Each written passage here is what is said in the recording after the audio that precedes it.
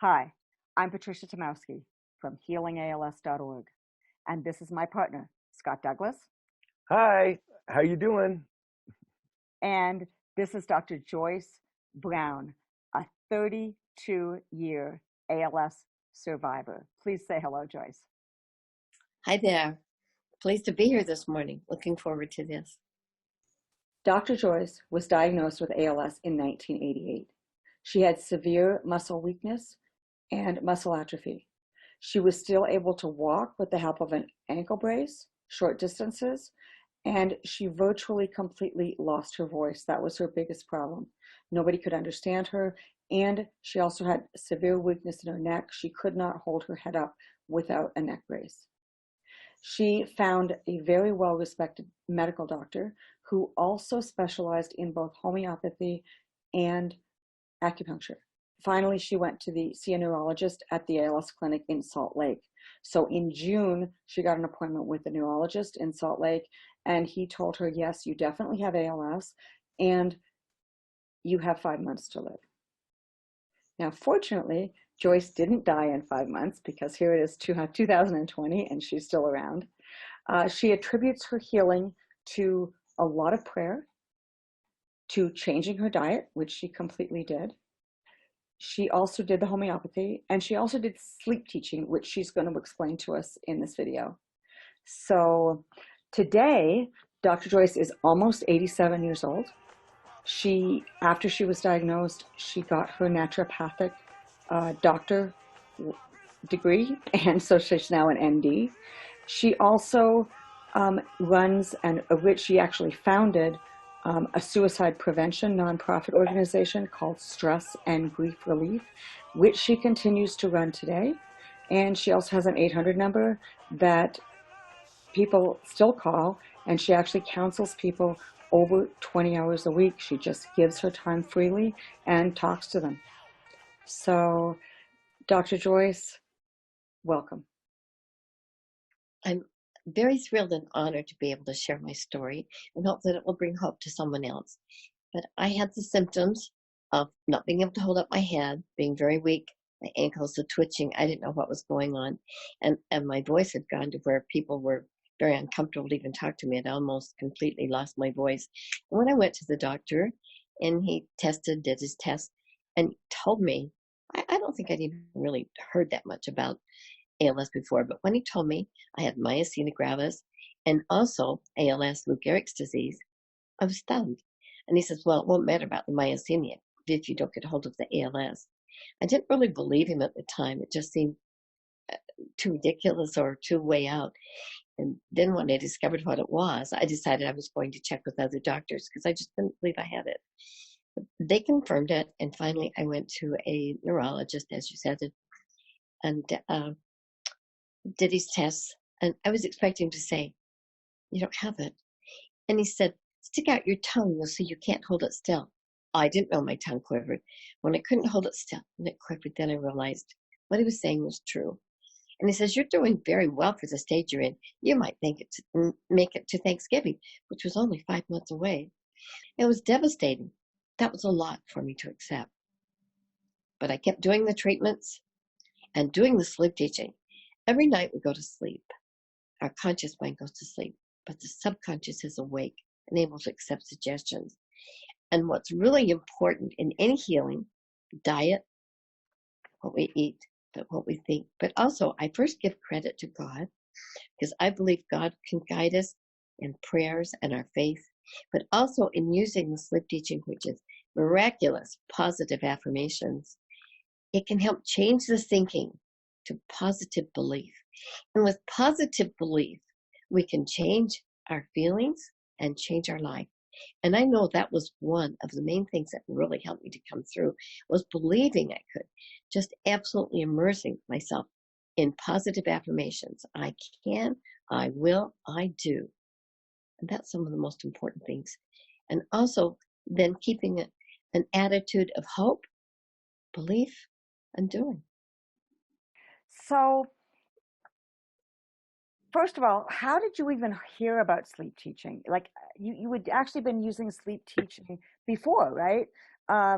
And I think because you were in a lot of pain because of all your accidents. You had several car accidents and 8, I think, spinal surgeries, you said.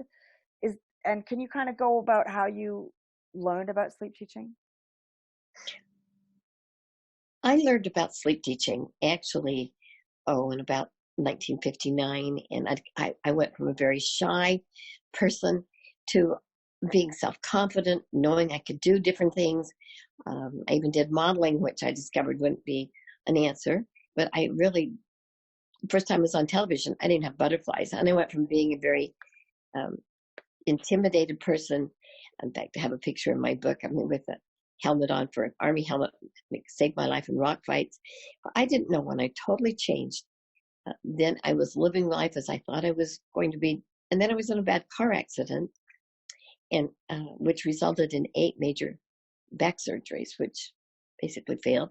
But when I went to the hospital to have my surgeries, I took my sleep teaching with me. Back when I had it that many years ago, they were on records and recordings. And I took them to keep as positive as I could, to really make my thoughts what they should be. Later, I had them developed and changed into CDs to be able to listen to them constantly. The ones that I have now are digitally made so that they can be used in almost any kind of a digital program. And I listen to them constantly because it's really important, our thinking. Before we do something, we have to pick over our mind and actually get some good actions. There were many things that were happening in my life, but with the power of prayer and with the power of positive thinking with sleep teaching, I was able to handle them. I had miraculous results. And one day when I was praying, it was after 16 weeks of treatments. All of a sudden, it was as if a light gray smoke came up off of me, and I was miraculously healed. And I know the way to be healed was from the other things that I was doing. My change of attitude, eating correctly, taking the homeopathy, gave me a whole new outlook on life and a whole new life. I did get my voice back. It came back much even more youthful and strong than it was. My muscles, I had lost a lot of muscles, which had atrophied. The muscles didn't come back. Now, the difference between muscle problems with myasthenia gravis is they weaken with myasthenia gravis, but they don't atrophy. But with ALS, Lou Gehrig's disease, the muscles atrophy. And so some of those didn't come back, like my wrist or my hands and things. But I had my strength back. I had my life back. I was totally healed. I know they don't like to say you're cured, but to me, in my mind, I'm cured. My doctors told me that it was gone, and it was miraculous results. I could go dancing. I could do whatever I wanted. I had all my energy. Fantastic. How were you able to keep your faith? I know you actually healed very quickly in 16 weeks, but during this time you were going to 3 different ALS clinics. You were going to 3 different ALS support groups. And how did you maintain your faith during that time? I maintained my faith by continuously listening to the powerful affirmations and not letting any negative thoughts come in. However, I did go to the support groups. It was very interesting. When I went to the support group in Salt Lake, I was sitting there listening, and they went around to everyone and asked how long they had had it, how many symptoms. It was really also very interesting because they came to a lady who was very anxious to tell them about her brother who had been on a feeding tube. He was really bad. And when he started using certain types of nourishment and some antibiotics, he got much better, was able to go on a vacation. They skipped over that one really quick. But hearing all of how it was going to die, and one of the things they said, do whatever you want because you're going to die anyway. Think whatever you want because you're going to die anyway. If you're in a relationship you don't like, get out of it because you're going to die anyway. I thought, I don't like what I'm hearing there. So I went to a support group in California. I was sitting there waiting. In came all these scooters with people who had ALS and differing stages of ALS. I heard the same thing there. Do whatever you want. You're going to die anyway. That didn't sound very promising to me because I knew the value of thoughts. So I kept listening to my miraculous affirmations and believing. And then I decided, okay, I'll go to another support group in Nevada. That was most interesting. Now, all of this happened over a very short period of time. But when I went to support group in Nevada, what was interesting about it was people were very upset because their neurologist wasn't around. But they were living much longer, I mean, many years longer. And so the social worker came in and asked them why they were living longer. And as they said, for their families, because they had more of a belief they were needed.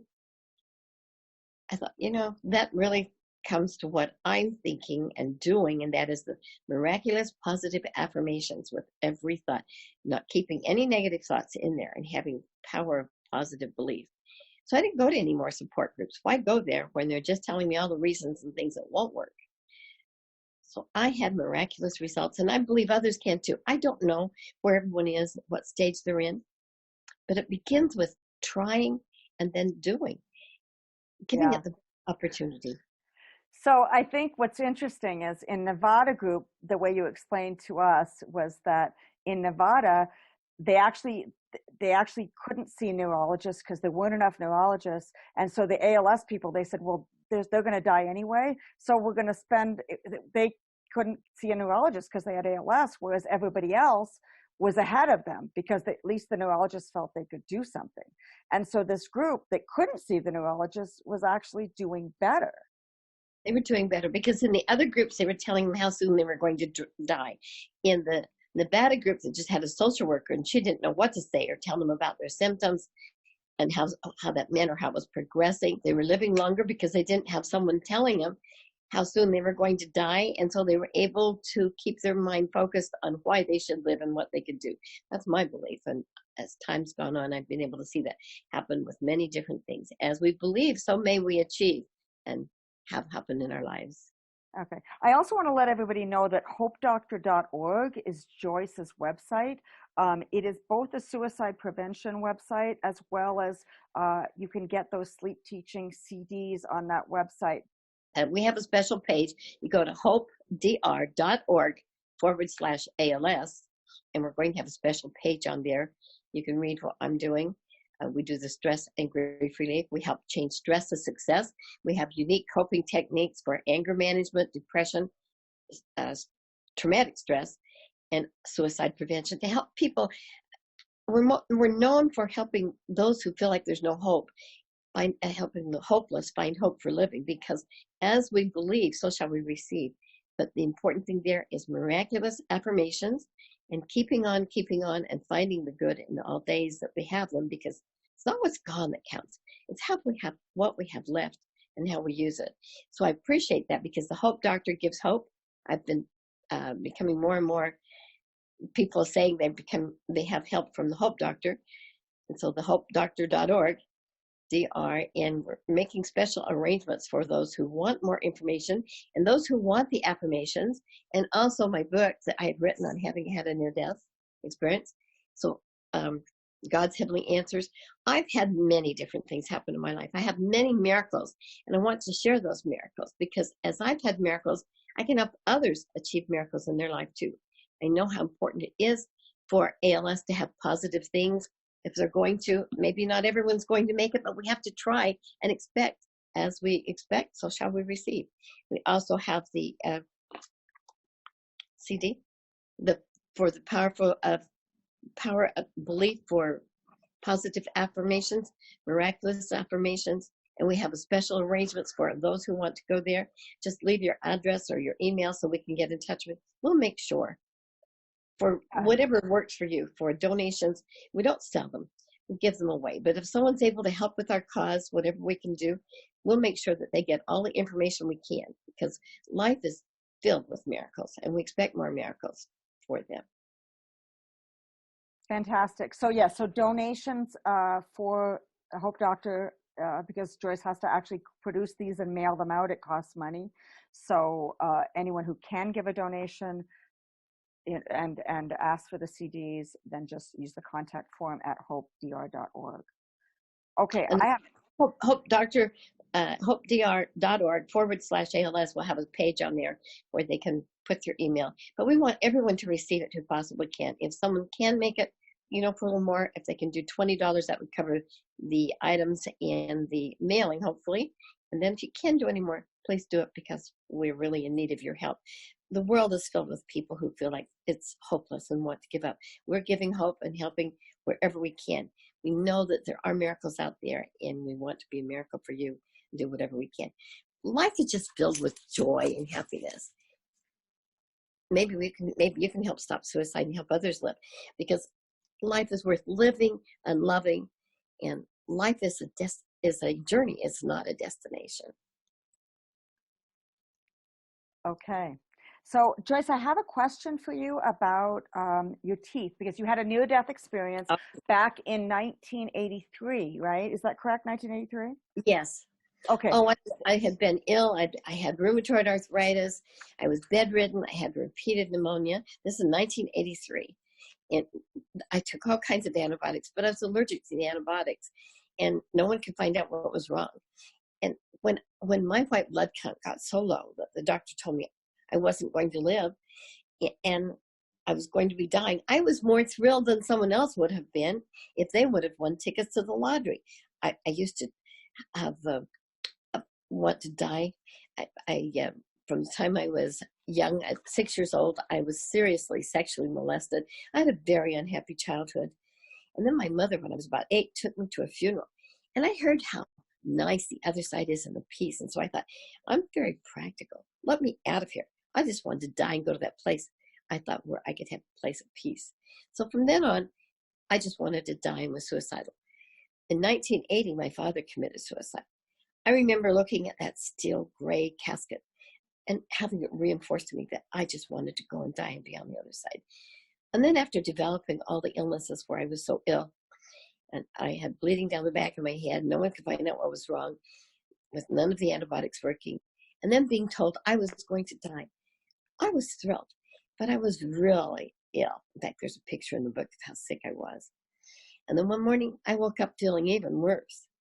I thought, oh, I please want just enough time to get my burial arrangements made. So I dragged myself into the bathtub. Now, if I had known what was going to happen, I'd have gone to a different place probably. But I wanted to be in a reverent position to ask for just enough time to get my burial arrangements done.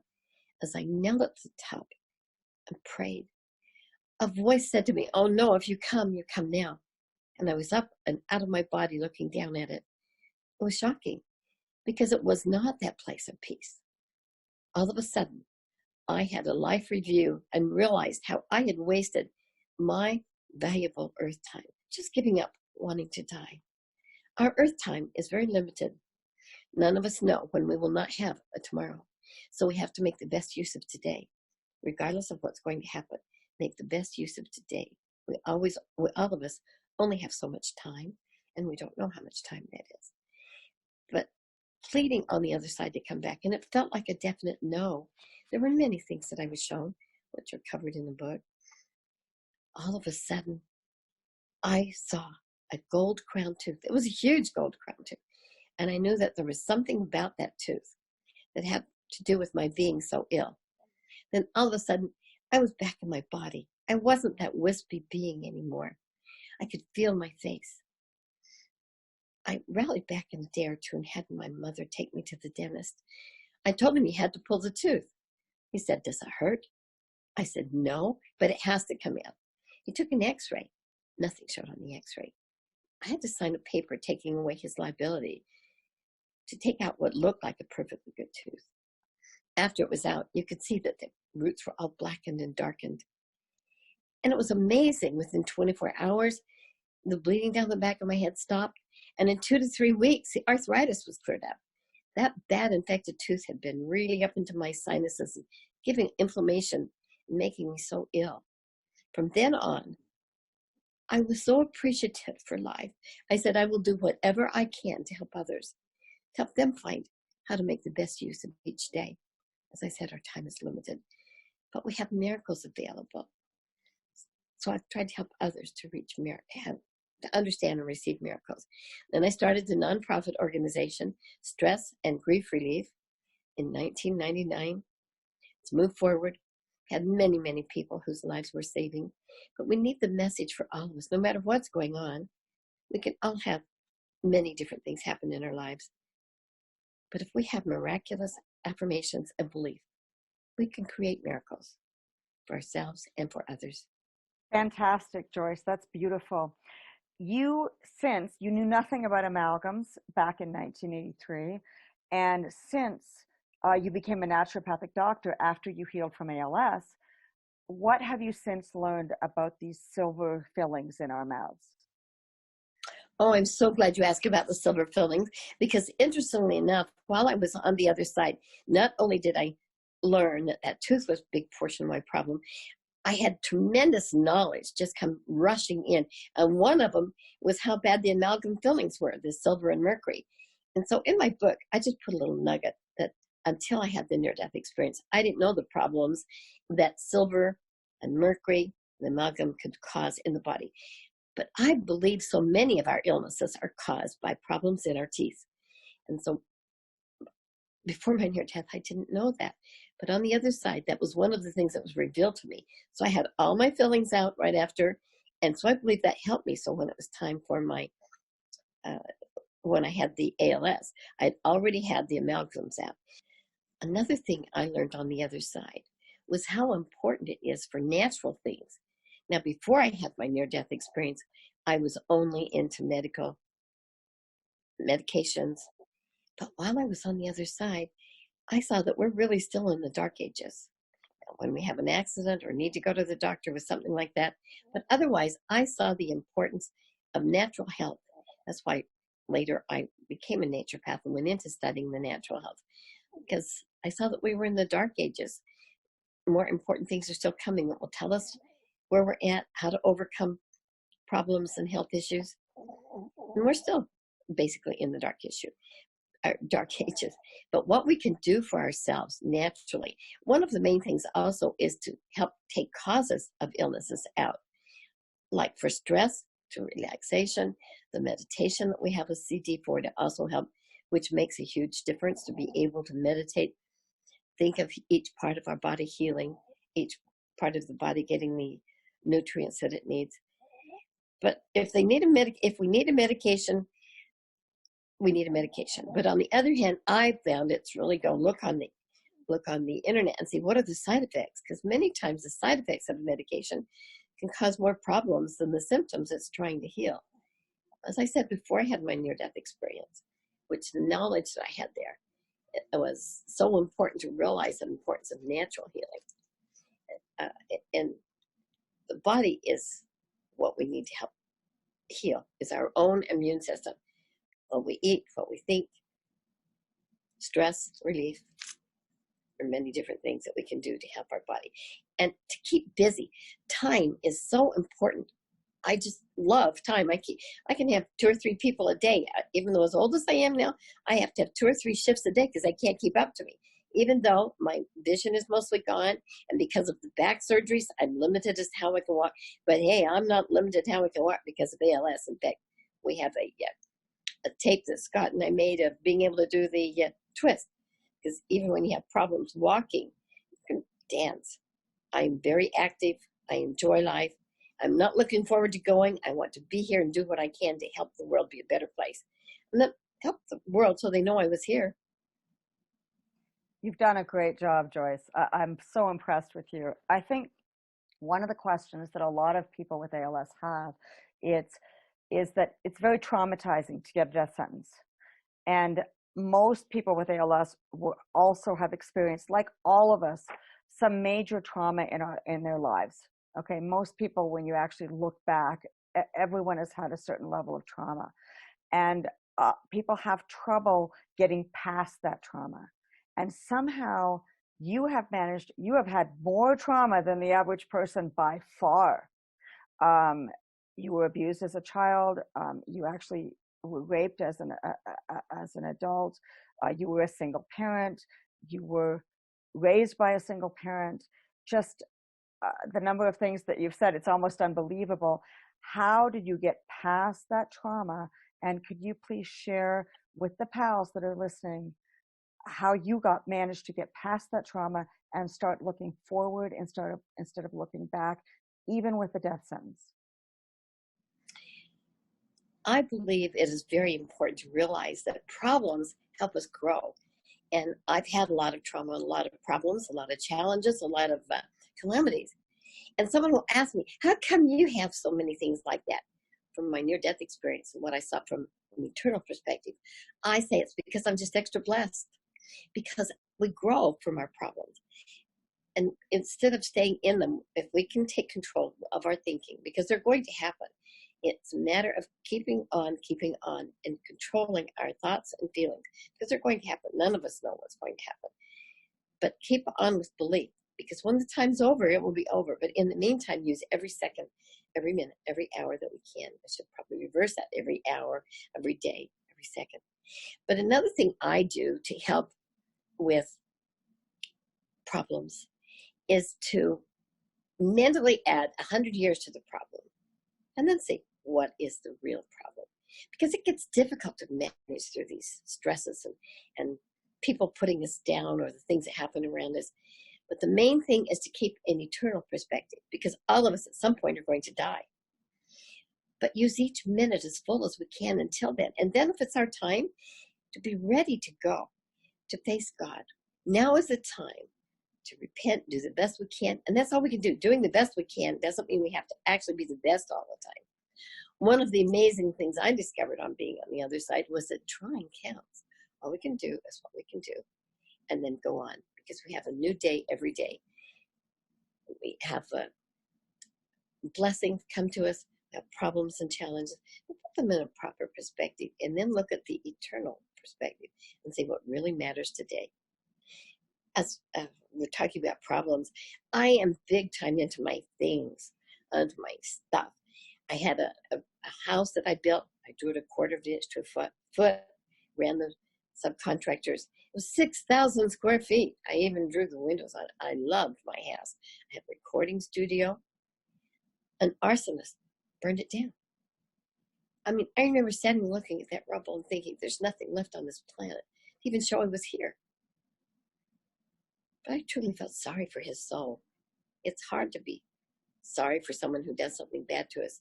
But at the same time, I truly did. Can you imagine how sad the most important thing to someone is to hurt someone else? There's been other things I've had come along, but I have to stop and think, what happened when I was on the other side? I used to really be big into justice. I thought before I had my near-death experience, all you had to do was find out who was right or wrong, and some great justice took place. I was really big into justice. But when I was on the other side, I discovered I didn't want justice anymore. I wanted mercy, but I also discovered that if I wanted to receive mercy, I had to give it to someone while I was here alive. That meant they had to do something to me that I didn't like so I could forgive them. Now, when I first came back, I said, oh, let someone do something terrible to me so I can forgive them.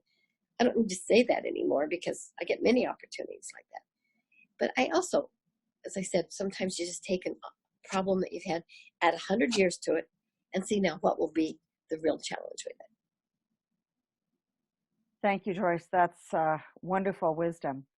So for the pals out there right now that are listening, that can't move, they're no longer able to work, so they're feeling discouraged and depressed. They can't. A lot of them can't speak. Several are on a vent and a feeding tube.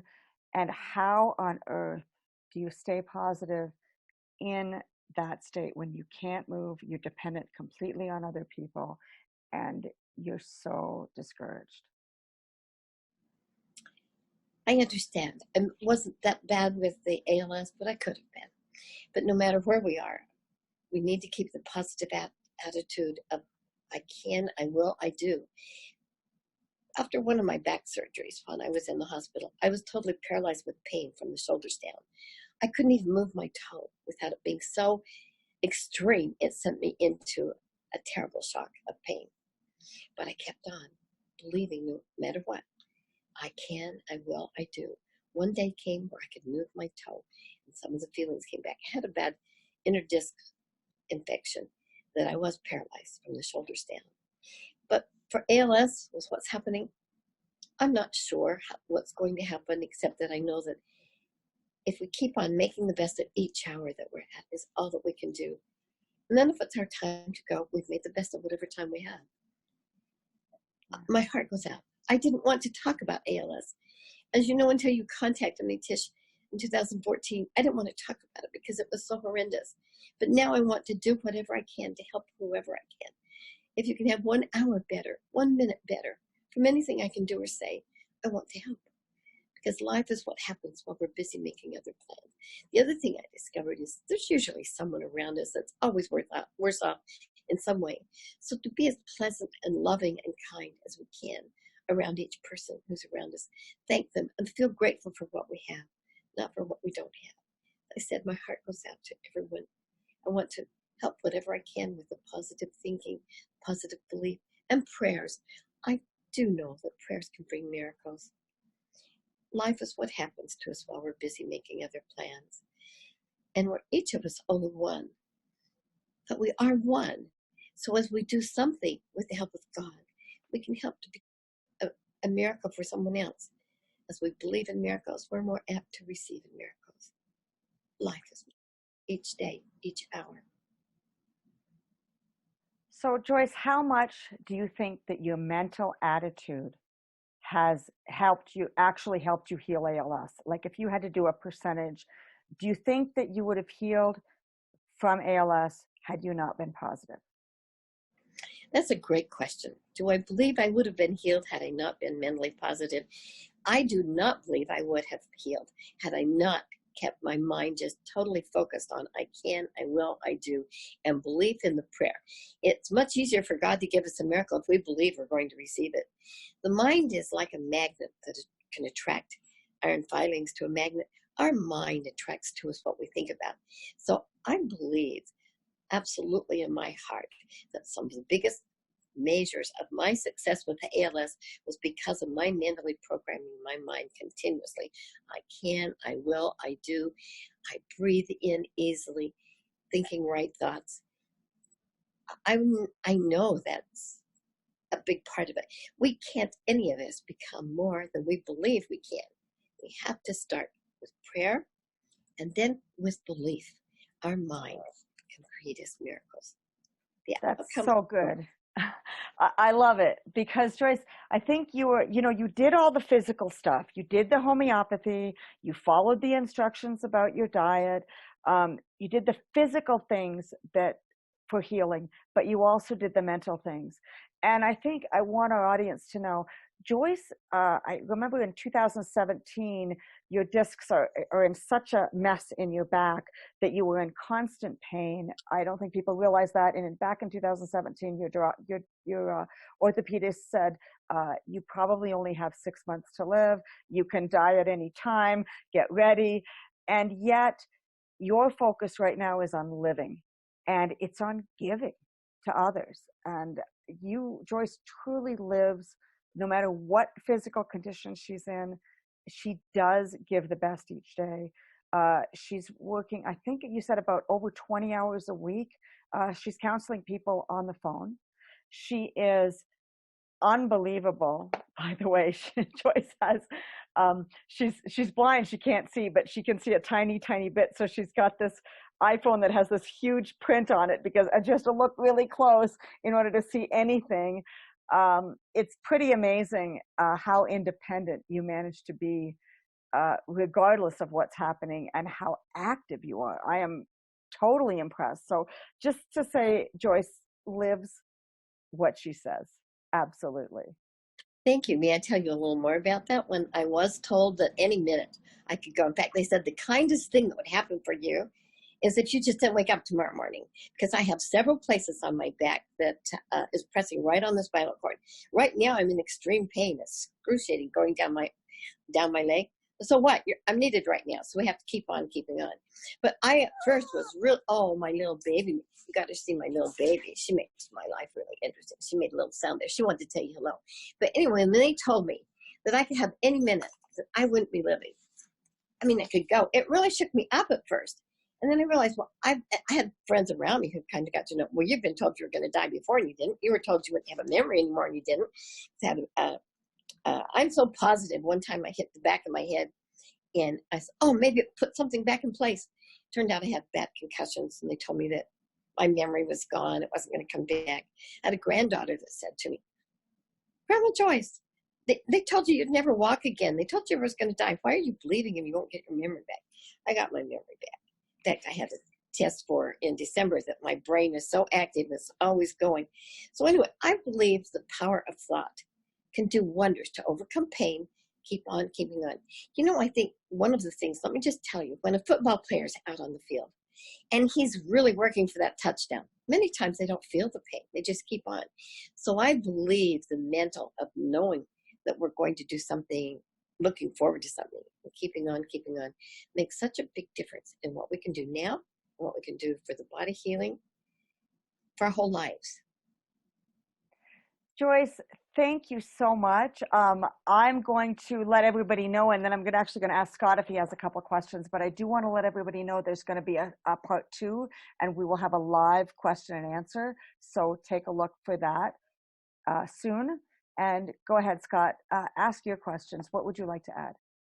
Well, I would like to add that it is incredible how you can turn your pain off. You just mentioned that you are in excruciating pain down your leg, but you're able to focus and continue the way you're continuing now. I would probably be at least grimacing or flinching. How are you able to make that connection, just like that football player going for the drive, not feeling any pain? How are you able to do that? I didn't say I didn't feel any pain, but I have a higher focus because I have, in addition to the places where it's pressing right on the spinal cord, I have 5 compression fractures in my back. I have 3 herniated discs in my neck.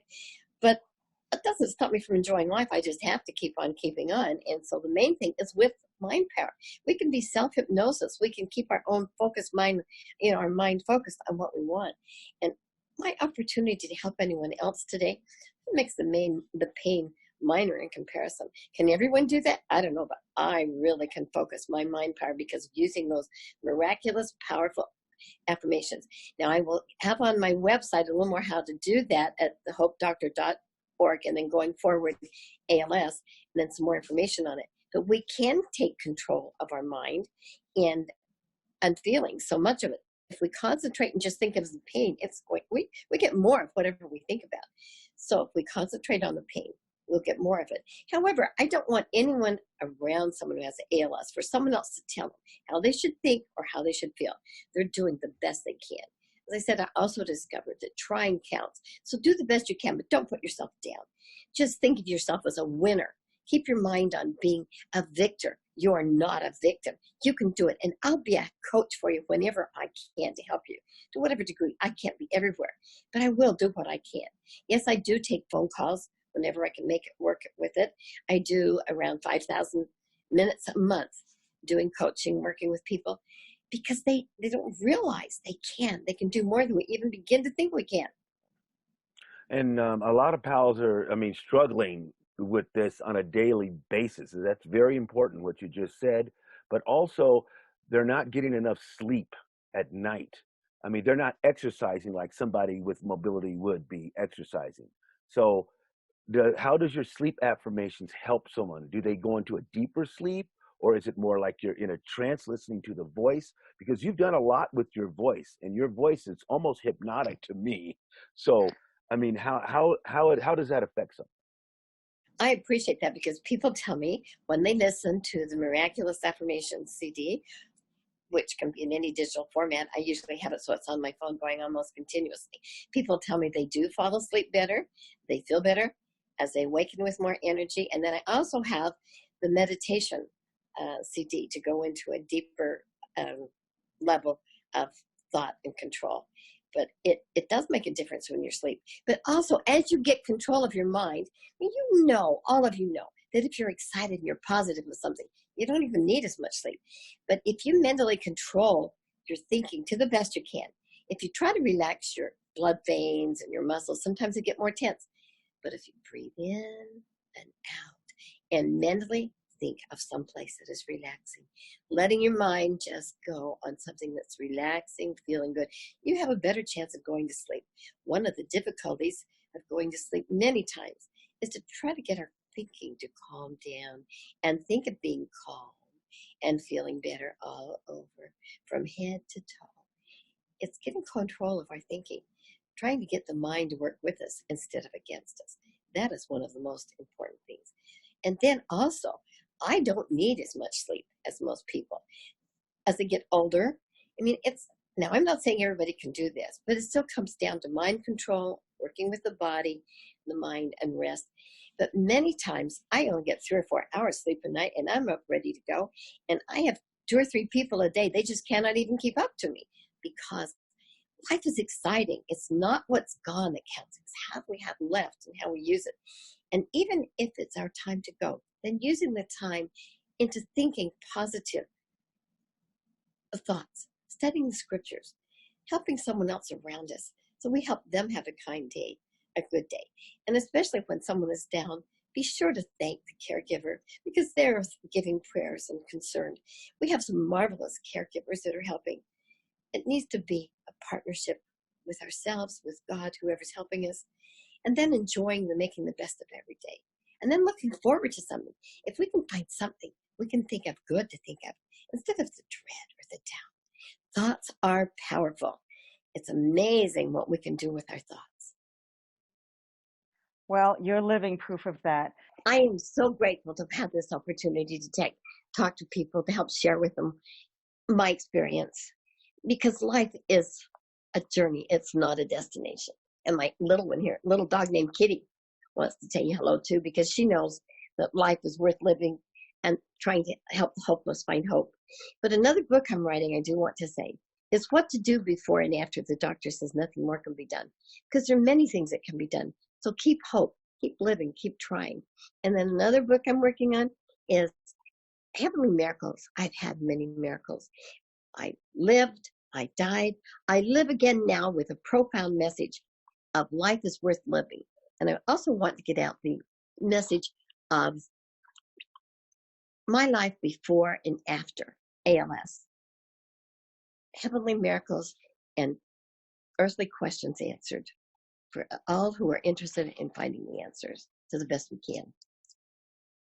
Perhaps you can give some advice on this because there's a family dynamic between caregivers and ALS patients that is extremely difficult and can add a lot of stress to both the caregiver and the person being cared for. What advice would you give to the caregiver, and what advice would you give to the person with ALS with that dynamic, which is extremely difficult on both sides? You know, I think one of the best advice I could give to the caregiver and also to the person with ALS is that we can't solve things for someone else. And so if the caregiver can be patient and realize that ALS patients doing the best they can, but not giving advice to someone, let each person handle their particular problem the best they can, and then look for something that might be joyous for both to the best we can, whether it's a sunset, something, and keep the mind and words on what we want off of what we don't want, because each one thinks we can see the solution for the other. But until we're in someone else's shoes, we don't know what's going to work for each person. My little dog Kitty likes to add in here. But so I think one of the main things is to be kind, loving, and understanding, and realize we don't need to solve someone else's problem. Just do what we can for each minute, each hour, each day. I think it is so important to realize we can control our words. We can try to give kind words. Think of what it's going to mean to someone else, not just getting our feelings out there. But words are powerful. So we need to do our thoughts of being kind and loving and merciful for those who can drive, even on the freeway. But each day is only what we can handle that day. But someone else is all having problems and challenges. So to try to be aware without trying to control someone else's life or their thinking, saying, why didn't you? You know, one of the things I think is a very empty question is when someone said, why did you do that? No one knows why they did it. But to be patient, kind, and loving is so important, especially the more that we're into life, the more things that are happening around us. Problems are the opportunities in workflows to find solutions, to reap miracles. Another paper we have is how to reap miracles that we can try to get out to give people. There are miraculous ways to reap miracles, but one of the first things is to be grateful for what we have, for what we have left, to be kind and loving and forgiving, Those are some of the most important things we can do for ourselves, for others, and for the world. Thank you, Joyce. That's so beautiful. Thank you so much. Life is too short to be angry and hold grudges. Goodbye, Joyce. Thank you so much. Joyce, you are wonderful and you are a living inspiration and a testimony to others. Keep up the good work and hopefully we'll be able to dance again. I've so appreciated this opportunity to be able to speak from my heart to their heart, your heart. Not edited. I can't even read my own writing, so there's no script except truly from my heart to yours. And thank you for the opportunity to be able to speak to whoever listens and whatever I can do to help. Thank you. Bye-bye. Bye. Bye.